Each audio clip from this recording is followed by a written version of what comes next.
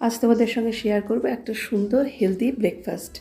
এটা নিয়েছি গ্রিন মুগ ডাল, রাতে আমি ভিজিয়ে রেখেছিলাম, তো সকালবেলায় অবশ্যই নরম হয়ে গেছে। এর মধ্যে একটুখানি আদা আর রসুন আর একটু গ্রিন চিলি দিয়ে দিলাম। জাস্ট এটাকে পেস্ট একটা বানাবো, এইরকম হবে এর ঘনত্বটা। আর এর মধ্যে দেবো 2টো ডিম। আগে একটু নুন দিয়ে দিই যাতে নুনটা ভালো করে মিশে যায়। এরপরে তোমাদের ইচ্ছা তোমরা কটা ডিম দেবে। আর এইভাবে ভালো করে মিক্স করে নিলাম।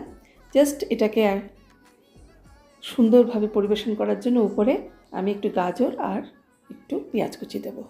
উত্তপম তোমরা তো বানাও, তো এইভাবে উত্তপমের মতো একটু বানিয়ে নিয়ে উপরে টপিং হিসেবে গাজর আর পেঁয়াজ কুচি ছড়িয়ে দাও।